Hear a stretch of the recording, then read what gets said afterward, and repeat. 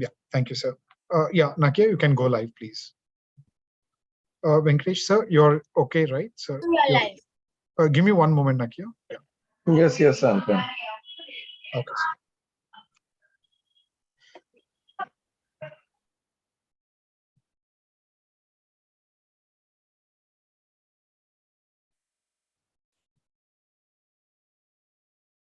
Yeah, Nakia, you can go live.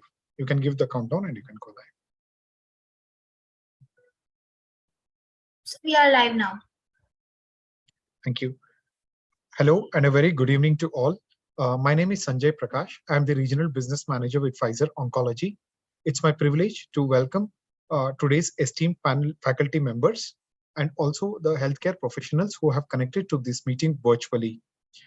Today we have esteemed faculty members led by Dr. Stalin sir. And in the expert panel, we have Dr. Krishna Chaitanya sir and Dr. Venkateshwara Rao sir. And we are here to discuss on a very important topic. How do we raise the bar in the first-line management of ALK mutated non-small cell lung cancer? I'm sure you'll all agree with me to the fact that the treatment of metastatic non-small cell lung cancer has undergone a paradigm shift over the last decade. Better molecular categorization of the disease has led to the rapid improvement of personalized medicine and the prompt delivery of targeted therapies to the patients with NSCLC.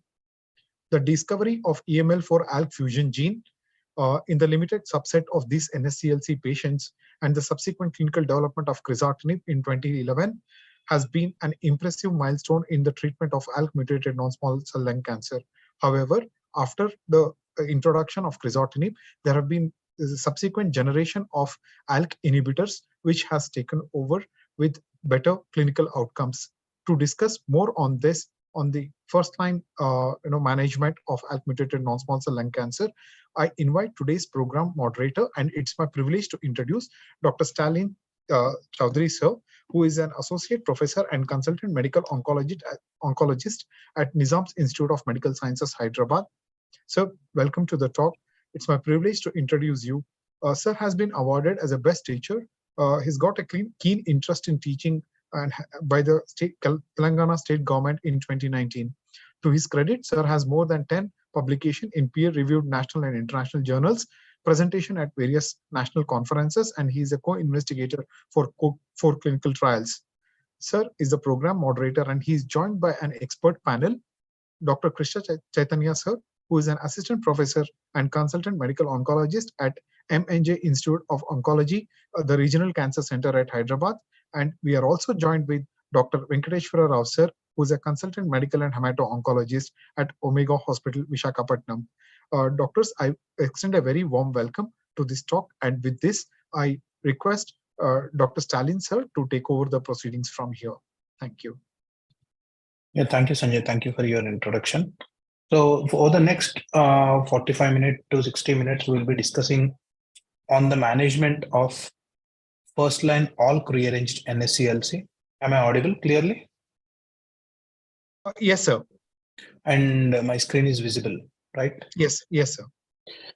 Yeah, so we all know that we have moved to an era of personalized medicine, and the treatment landscape of the metastatic, especially the non-small cell lung carcinoma, has changed a lot over the past decade.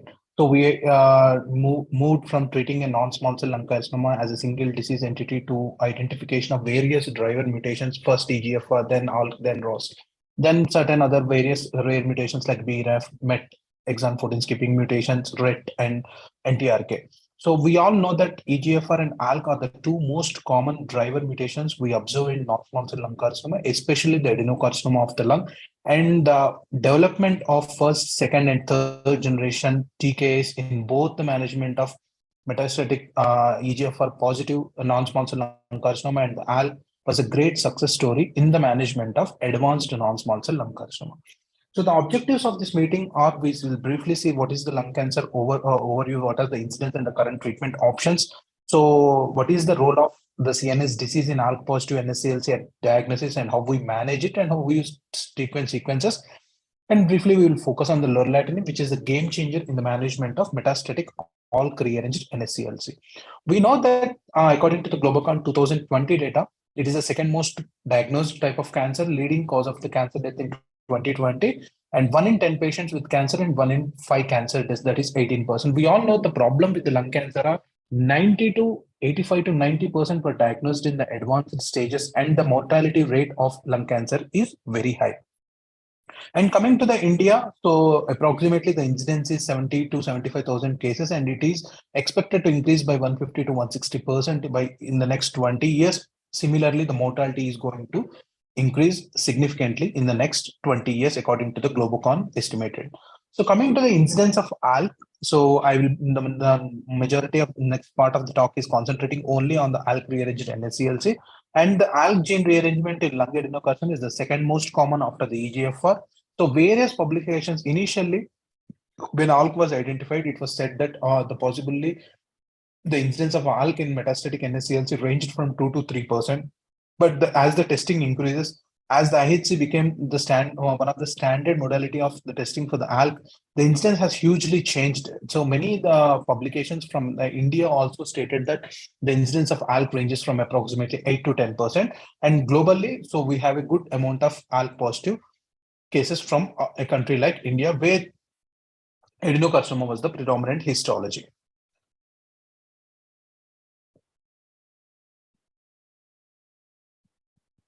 So what are these ALK rearrangements? We approximately, on average, we see in 5% of all non-small cell cancers, typically in the adenocarcinoma histology, typically non-smokers and light smokers. So they tend to occur in the younger patients, and sensitive and specific diagnostic tests are available like IHC and the determination by FISH. So what is this EML for ALK? An inversion is a type of gene rearrangement that occurs when a chromosome is broken in two places and the resulting piece of DNA is reversed and reinserted into the chromosome. And a small number of non-small cell lung carcinoma patients have an inversion of the chromosome 2, which causes the fusion of these EML4 and ALK, resulting in the EML4 ALK fusion. It was first reported in 2007. Upon fusion, the pathway is activated, and this drives the pathogenesis of the non-small cell lung carcinoma. So, Dr. Venkatesh, so what is the incidence of ALK mutated NSCLC in your clinical practice? It's rare, sir. I see in less than 5% of my patients. So what is the preferred testing platform? So you use for the detection I used to get an IHC done previously, but now I'm going for NGS as I get all the results in a single test. Do the ALK variant translocations have an impact? So so the incidence itself is rare. So the chance of identifying the variant translocations may not be that much useful, right? I don't usually look for any of these translocations. Okay. I mean the variants. So this is my experience over the past. Dr. Chaitanya, hello. Yeah, hi, Sharon. Good evening. Hi. Good evening. What is the incidence of ALK mutated NSCLC in your clinical practice? Yeah, I get around 5 to 6%, Stalin. Actually, in in a government institution, we just started sending NGS earlier. Whenever is to do apart from EGFR, whenever is to send all other mutation analysis. But we started a clinical research study where we are sending all 12 to 14 markers as a part of clinical trial. So we just started 6 to 8 months back. Now we are able to find at least like 5 to 6%, in the government practice. Even private practice, very less number of cases, but I can say around 5 to 6%. So what the preferred testing platform? So as you said, it would be NGS. Yes, earlier, when I, earlier, like, maybe two years back, at that time it was only IHC. I used to get it done, all three, and for ALK. But now it's NGS. Preferred method is NGS for me, even in government setup and in the private practice. Yeah, this is my experience from the Nizams over the period of last 6 years when I joined in 2016. So out of the approximately 776 cases we were tested, so 63 cases were positive for the ALK translocation. So the approximate incidence from the Nizams is 8.1%. So, and the method we used was majority of the times it is the IHC. So in 72% of cases, in only the 28% of the cases, it was FISH. And we have an in-house Ventana platform. So we use IHC as a preferred modality strategy. But after that, the block will automatically be sent for the NGS to look for other fusions also. So possibly we'll be doing the test by 2 methods, in fact. So there is an unmet need in ALK positive NSCLC. So the ALK positive NSCLC patients are generally very young. and non-smokers, and the youngest age we see, so the median age at 50 years, and the youngest patient we had seen is 19 years. So usually they typically comparatively younger compared to the patients with other types of non-small cell lung carcinoma, and they are non-smokers or light smokers, and they have the treatment challenges even with the availability of second generation TKAs is the development of the ALK resistant mutations, so inadequate penetration to the CNS, and the durable control of the brain metastasis is lacking with the availability of the second generation ALK tyrosine kinase inhibitors. So testing for CNS disease in an ALK positive NSCLC at point of diagnosis. So NCCN recommends cranial MRI with contrast as a part of pre-treatment evaluation. And ESMO also recommends that CNS imaging should be done, and the screening of brain metastasis is preferable because it helps in choosing a better TKA with CNS penetration, because we all know that all the NSCLC patients who had a brain metastasis at diagnosis tend to have a poor prognosis compared to the patients who doesn't have a brain metastasis. So this is compared to the CT scan, MRI is preferable because it is more sensitive and may detect even smaller metastasis. So Dr. Venkatesh, so do you routinely do MRI brain diagnosis even though the patient is asymptomatic? Hello, Dr. Venkatesh. Dr. Chaitanya? Yes, Stalin. Generally, I don't.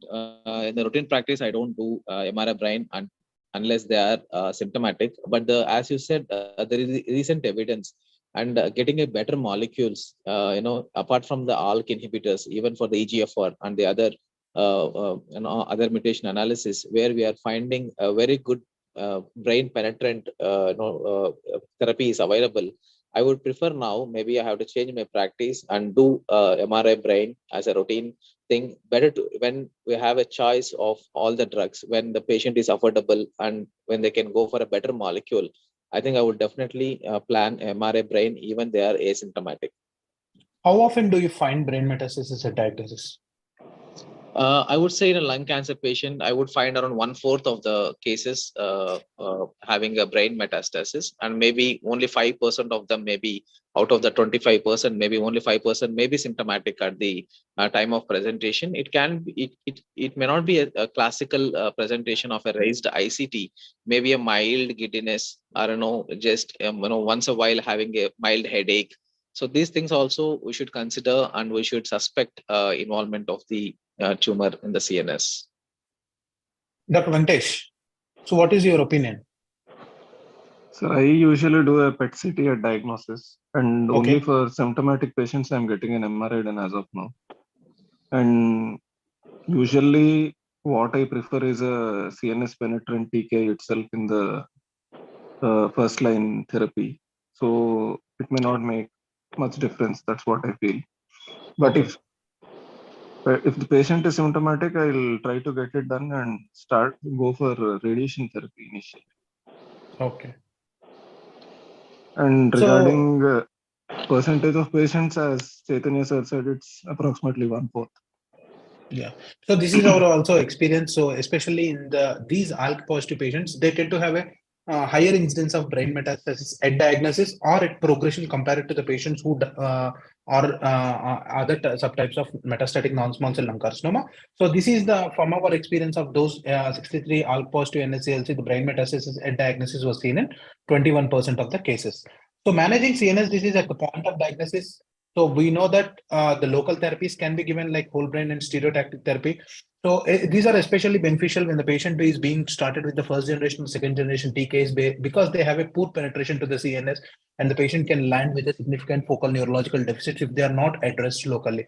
But with the availability of the third generation TKs, especially in the EGFR and ALK positive cases with a very good brain penetration, the brain CR rates or the brain response rates are dramatically high compared to what was used in the previously. Chemotherapy, we generally doesn't prefer as a modality which crosses the blood-brain barrier and lead to responses in the brain. So the international guideline recommendations for ALK positive NSCLC, currently the ALK rearrangement, if it is diagnosed before the first-line systemic therapy, the preferred, we have 3 drugs which are preferred. These are Alectinib, Brigatinib, and Lorlatinib. These 3 are the category 1 recommendations.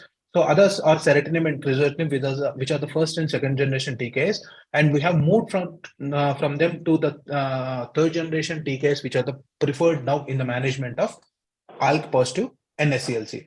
So coming to the treatment sequencing strategies. So this is in ALK positive NSCLC, the treatment algorithm. ALK TKs with the highest intracranial activity and CNS control are usually desirable. And we all know that the Lorlatinib has a significant CNS penetration activity and also induces a good amount of complete remissions even in the brain. So this is the sequence one. If we use the first line Lorlatinib, the second line option is chemotherapy, because none of the TKs available now may not be a good choice after using a first line Lorlatinib. If the patient has been treated with the first generation and second generation ALK TKs in the second line, Lorlatinib has shown very good survival and is the preferred modality of treatment in the second line. So the first line therapy. So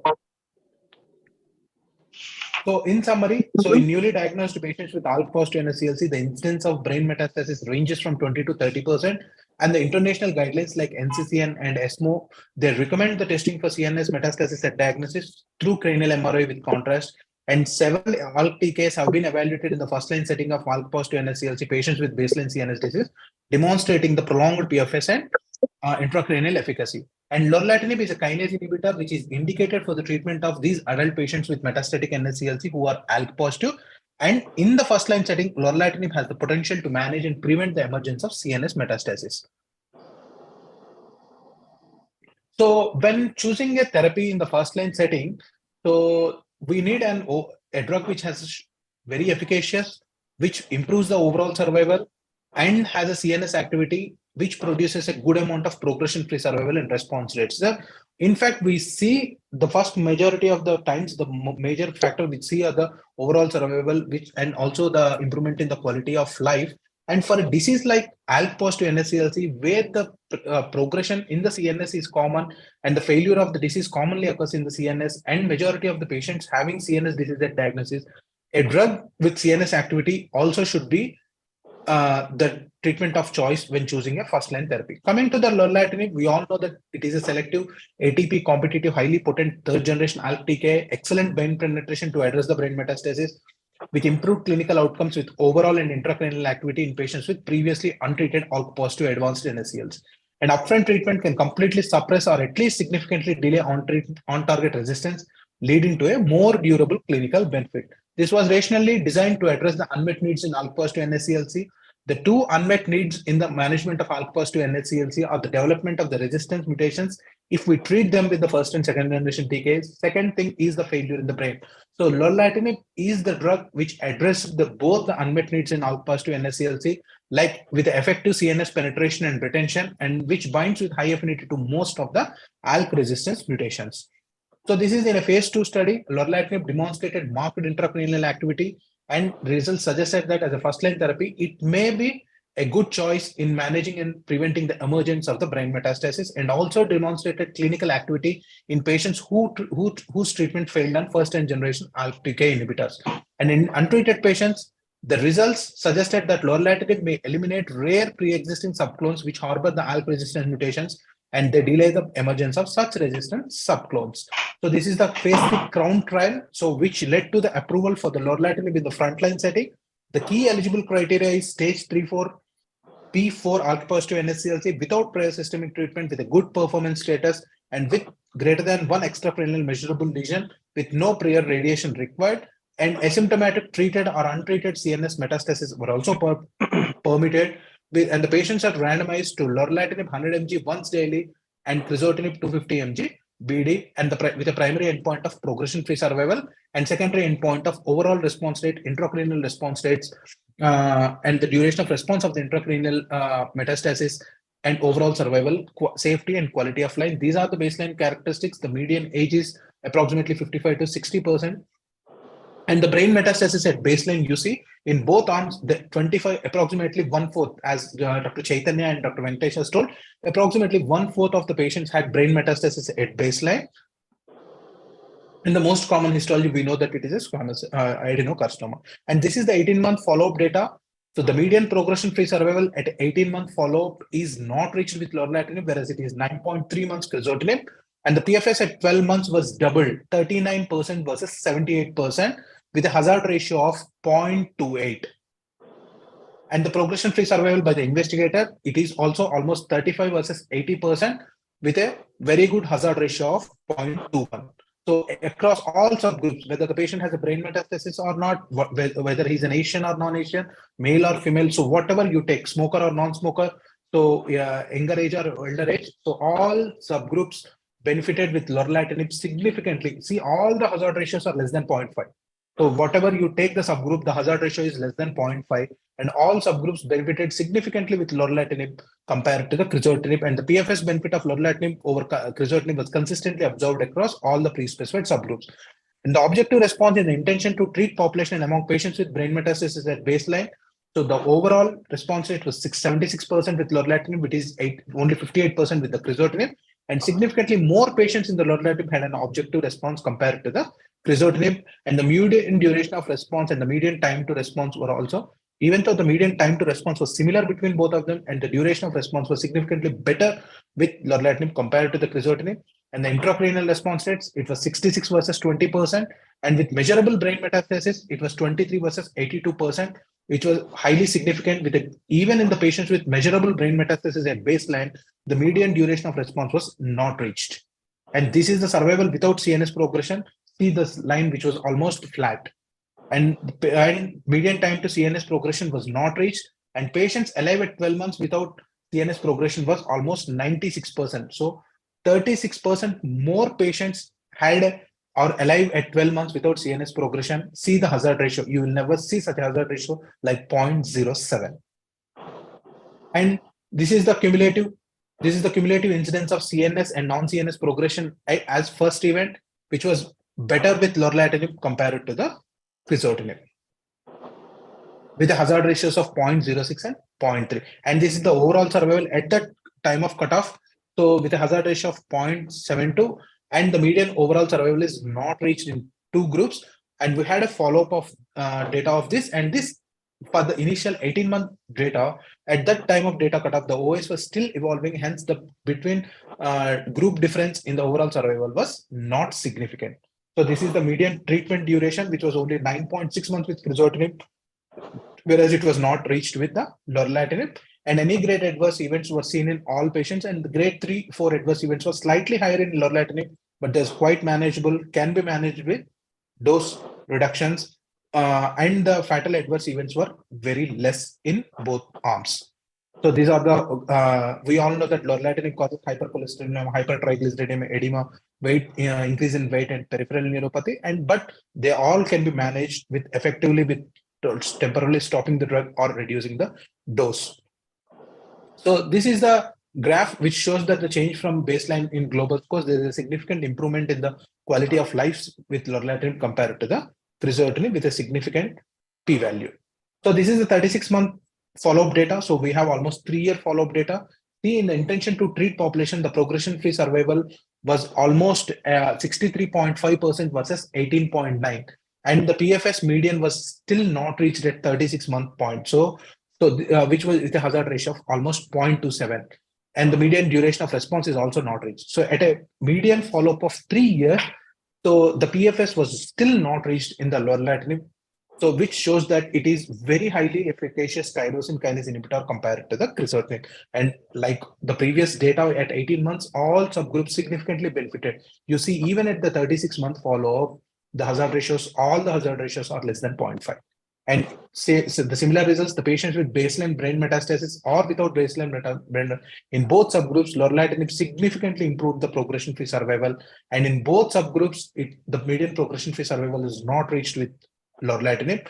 And this is the time to intracranial progression. So at 36 months, so 92.3% have no intracranial progression. The time to intracranial progression was significantly longer with Crizotinib, with Lorlatinib compared to the Crizotinib. So it is not reached with Lorlatinib, whereas it is 16.6 months.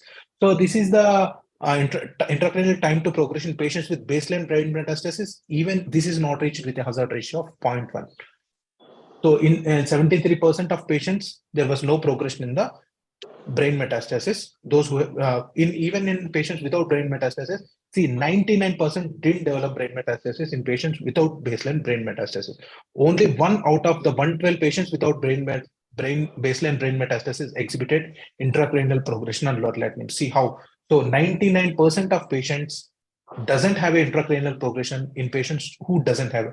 See how efficacious in the intracranial region this tyrosine kinase inhibitor is. So this is in the intention to treat population, the overall response rates were 77% and the complete responses were 2.7% and the median duration of response was not reached.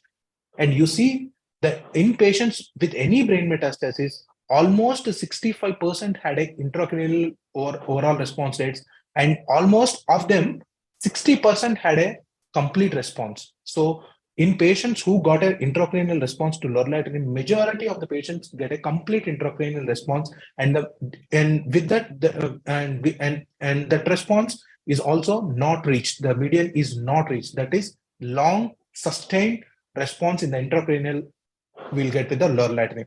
In patients with one measurable lesion, the intracranial response rates are 72%, and in those patients also, the duration of response in the intracranial region is not reached. So adverse effects are like previously reported ones. So no major fatal adverse events, and adverse events leading to permanent treatment discontinuation was significantly low even with lorlatinib. So these are the similar effects: edema, weight gain, hypercholesterolemia, hyperdysglycemia, which are quite manageable with the statins. Efficacy and safety of lorlatinib is maintained even with 36 months, and adverse events leading to permanent discontinuation was significantly lower. It is at 18 months and even at the 36 months. So with approximately 18 months of additional follow-up since the interim analysis, the PFS was longer. The 3-year rate was 63.5%, whereas it was 18%. So almost 3 times more progression-free survival benefit compared to the crizotinib. And the time to intracranial progression was significantly longer with lorlatinib than crizotinib. No new safety signals were observed. And these updated long-term data from the CROWN trial confirm that it is a highly efficacious molecule, especially for a disease like ALK positive NSCLC, where the failure rates occur in the brain, where the patients have a baseline brain metastasis. This lorlatinib significantly benefits the patient if it is used in the first line. So Dr. Chaitanya, so till now we have seen the 18-month follow-up data and then the 36-month follow-up data of the CROWN trial. What are your impressions of the data from the CROWN trial, and how likely it is to impact your choice in the first line setting in patients with or without brain metastasis? Yeah, definitely, Stalin. After this trial, maybe as it's come to the preferred drug in the first line itself. And one slide you have mentioned that who have not like naive therapy, who have not started any therapy, and these are the recommended drugs like Alectinib, Lorlatinib, and Brigatinib as a preferred medication.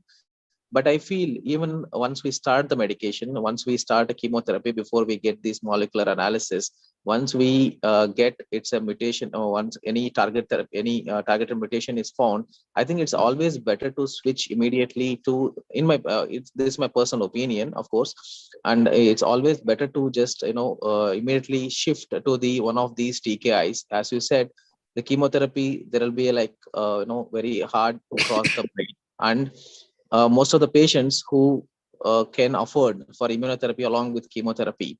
So patients having these molecular markers, they won't respond to immunotherapy, and chemotherapy won't cross the brain also, and a lot of toxicities. So once we find these markers in the analysis, I think it's always better to immediately shift to the TKI once they recover from the chemotherapy. This is my personal opinion, and I do in my personal practice, and explain the patient also. They'll be like much convinced when we say the target therapy rather than continuation of the chemotherapy. Second thing, because once the ALK is positive, we used to use a lot of patients for crizotinib, of course, and then we go to the second line, then to the third line as a lorlatinib as a third line.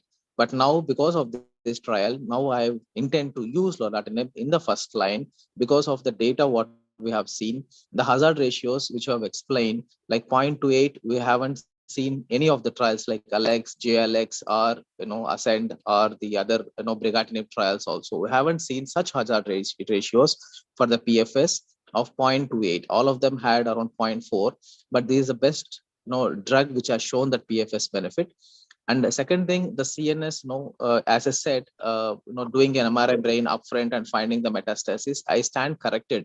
Maybe after showing this slide, what you have shown that even the patient not having a brain metastasis and they are not developing the brain metastasis, 99% for the next 5 years, I think that's an excellent point to take, to understand that, even with or without brain metastasis, once there is ALK positivity, going for these drugs as a preferred choice. I think that should be, that I should make in my standard practice also. I think I should tend to do that. I should like to do that. And Crohn trial definitely has made an impact in my practice itself, because the sequencing of the ALK therapies, now I am more favoring to use Lorlatinib in the first line rather than keeping that as for the second line or the third line.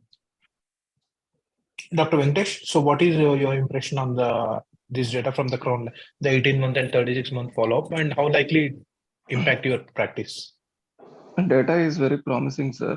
And as you have shown, the PFS at 36 months was still, median PFS wasn't reached. And around 60% of patients were still continuing without any progression.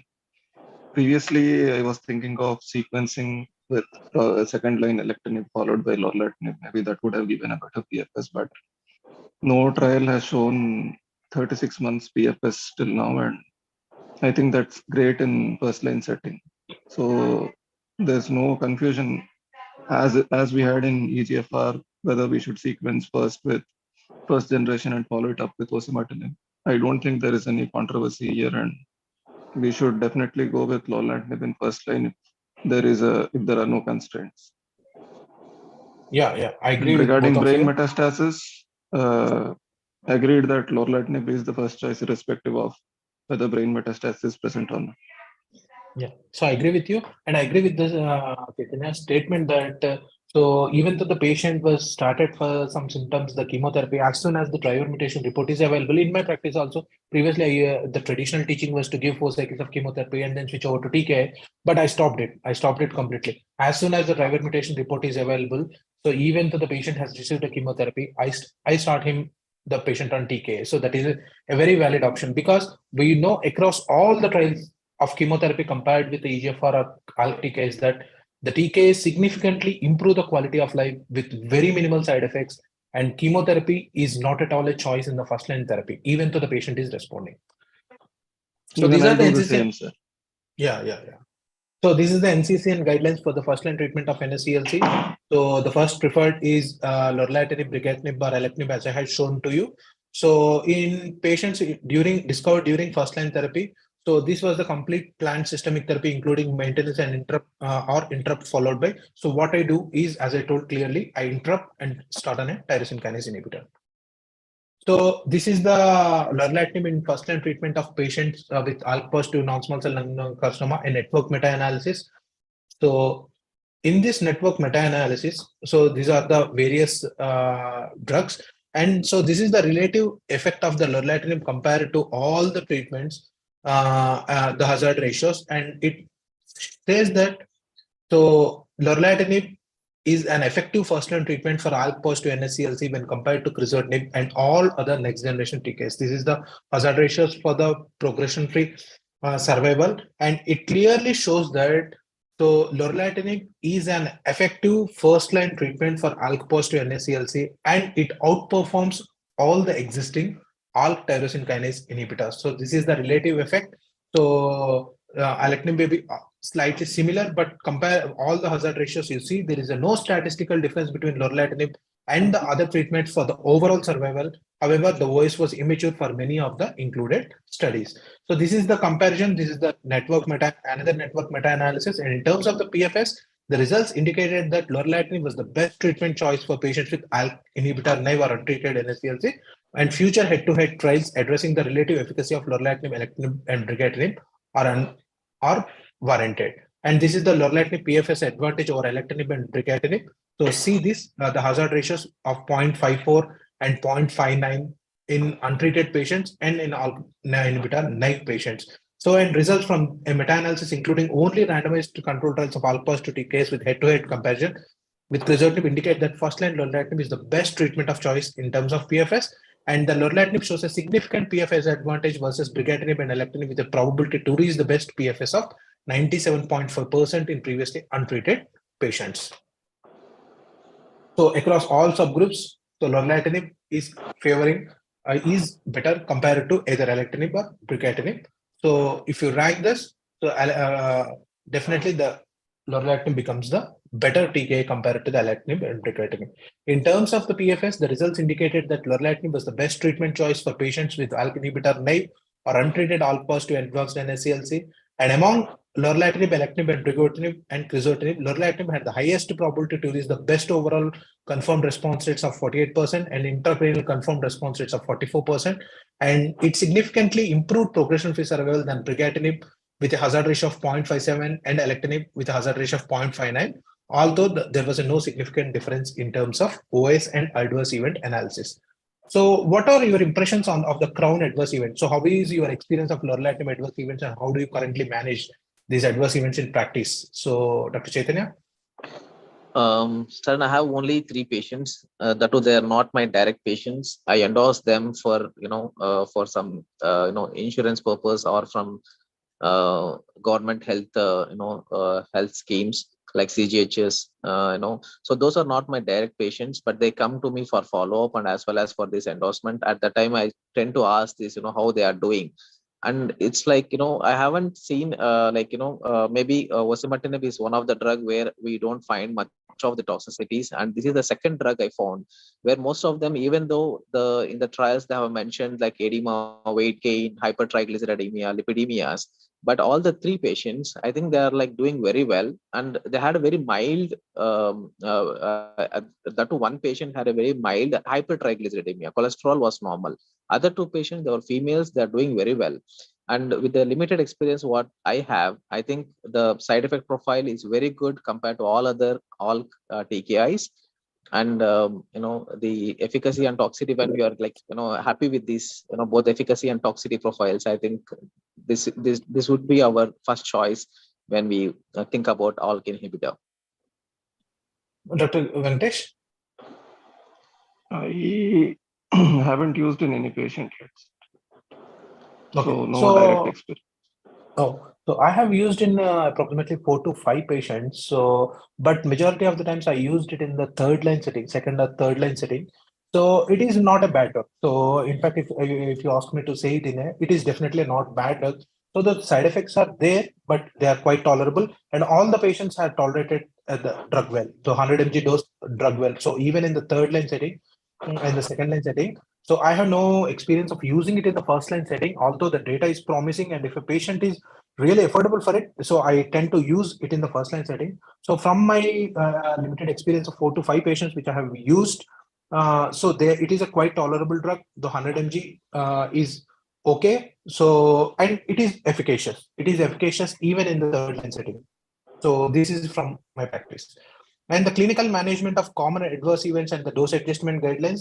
So introduce or increase the lipid lowering therapy like pravastatin or rosuvastatin should initially be considered based on their low involvement in the specific CP450 enzymes that can interact with lorlatinib, and advise the patient that hyperlipidemia is managed. So we all know that we effectively manage even though patient is not on a lipid lorlatinib. So we know how effectively to manage an hypercholesterolemia and hypertriglyceridemia. We can advise the patients that hyperlipidemia is managed and resolvable through lipid lowering therapy and our dose modifications. And we should make patients aware that regular monitoring of serum cholesterol and triglyceride levels is needed. And for hyperlipidemia, serum cholesterol and triglyceride testing should be performed at baseline 1 and 2 months after initiating treatment and periodically thereafter. So these are the various guidelines. So based upon the severity, so we can introduce a lipid lowering therapy like pravastatin or rosuvastatin, or we can continue if it is mild or moderate, we continue the same dose. So even in the severe, if you introduce a lipid lowering therapy and they can the serum levels of cholesterol and triglycerides are significantly reduced, we can continue at the same dose. Otherwise, we can interrupt to and decrease to a 1 dose level of 275 mg. So other concern with the lorlatinib are the CNS effects discussed. like changes in the cognitive function, mood, and speech, generally mild in severity, intermittent, and improved on or resolved upon dose modifications. These were reported in approximately 40%, and the baseline CNS metastases are present in approximately 71%. So the patients who have a baseline CNS metastasis are more likely to get these CNS effects than patients who doesn't have baseline metastasis. And a total of 24 patients required more than one dose modification as a result, and 15 patients experience. So even though the patient develops the CNS effects, so the patients can experience resolution and as sooner as 12 days. The median time to resolution of these CNS effects is just only 12 days. If you interrupt the drug for some time, and if at all the patient is worried with the drug, we can reduce the dose of the drug and can use it at one dose drug dose level. So these are the dose modifications for the Lorlatinib-induced CNS effects, like mild, so you can rechallenge at the same dose or reduce by one dose level. For moderate, definitely rechallenge it. And if it is a life-threatening or urgent indication is needed, we should permanently discontinue Lorlatinib. Like previously, I told that you should check repeatedly serum cholesterol and triglycerides. And you also, when you are starting patient on a Lorlatinib, you should instruct the patients and caregivers to report any changes in the cognitive function, mood, or speech, especially if the patient has a baseline brain metastasis. So, do you do rebiopsy for every ALK mutated patient at progression, Dr. Chaitanya? Is there any preference while choosing between tissue or liquid biopsy? Yeah, I think any patient, any lung cancer patient, when they progress, whatever therapy they are on, I would prefer to do a biopsy again to find especially the change in the histology or what is the cause for that resistance, what is the cause for that progression. So irrespective of these, earlier molecular markers, I think every lung patient, maybe in fact any other tumor also, once they progress, I would prefer to do a biopsy. And tissue biopsy is the best, and wherever the progression occurred, I think from that site would help us in deciding the further therapy in future. And second thing, I would definitely prefer a tissue wherever it's feasible. Maybe very few cases where I can go for a liquid biopsy, especially the COBAS testing, which is like very much evidence is available, especially for the EGFR mutations. But I'm not sure about the all cross and the others.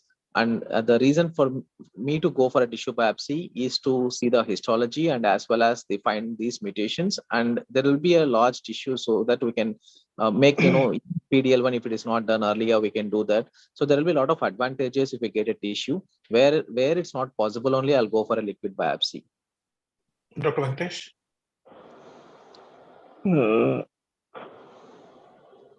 If biopsy is feasible, I'll get a biopsy done, sir. But I don't send for any specific investigations regarding these ALK resistance mutations or anything.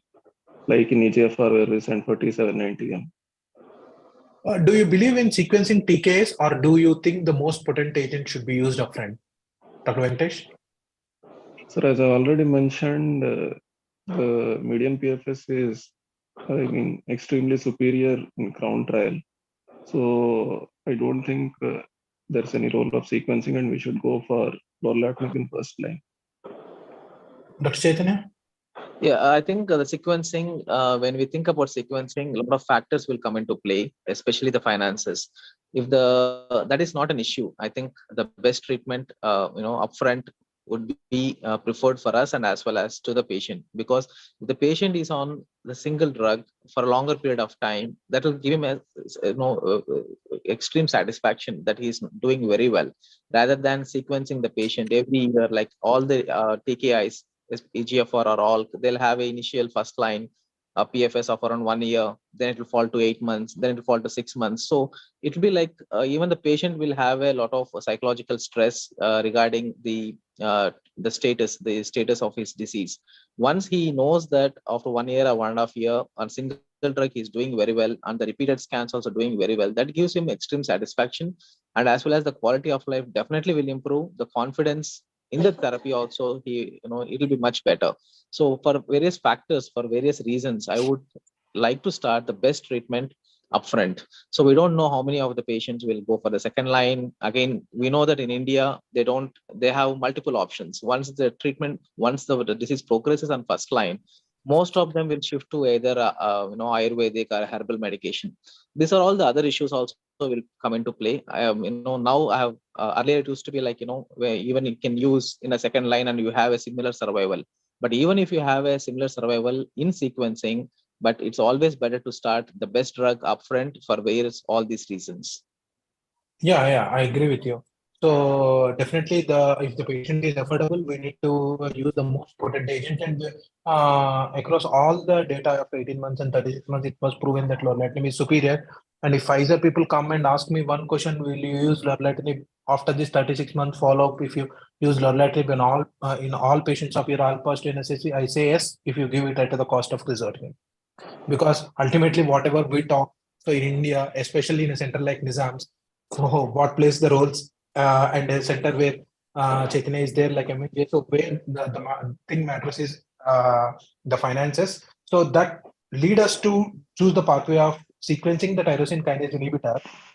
So otherwise, if finances are not going to play and the patient is really affordable for it, definitely the most potent agent should be used upfront. So if you talk the data only, so definitely it is unmatchable compared to the Crizotinib, the Lorlatinib results.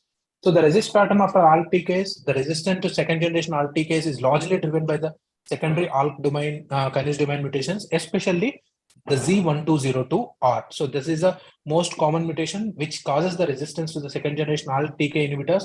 And we know that Lorlatinib is a potent third generation TK with a broad spectrum activity against ALK resistant mutations. And secondary mutations in ALK kinase domain can induce resistance to the first and second generation TKs. And this ALK Z1202R confers resistance to all available first and second generation TKs. And this Lorlatinib exhibits so significant broad spectrum activity against most ALK resistant mutations, including the ALK Z120R mutation. So you see the IC values. So Lorlatinib is effective against all the known mutations, which confers the resistance to the ALK therapy. So ALK patients progress due to different mechanisms of the resistance, like the EGFR overexpression, c-MET amplification, and the resistance development of these resistant mutations. And we know that Lorlatinib across all lines, that is even the second line, even in the third line, it significantly improves the progression-free survival and overall survival compared to the existing therapies. So this is the clonal evolution. So this, you see, this is the comparison across all the treatment options for the ALK positive NSCLC. So the Crown trial results holds good. The median PFS still not reached. The median progression-free survival with Alectinib is 34.8 months, with a sequencing by Lorlatinib of 5.5 months. So with the Crown trial results, the PFS is not reached and the hazard ratio is 0.8, and which stands good across all TKs in the management of first line treatment of ALK positive NSCLC. So in treatment naive, so the key takeaways are the in treatment naive ALK positive NSCLC compared to Crizotinib in first line Lorlatinib resulted in a significantly longer PFS, higher overall intracranial response rates, improved global quality of life, and the safety profile is Lorlatinib was similar to that in the previous studies. Although grade 3 for adverse events are more frequent, the majority are asymptomatic and can be readily managed.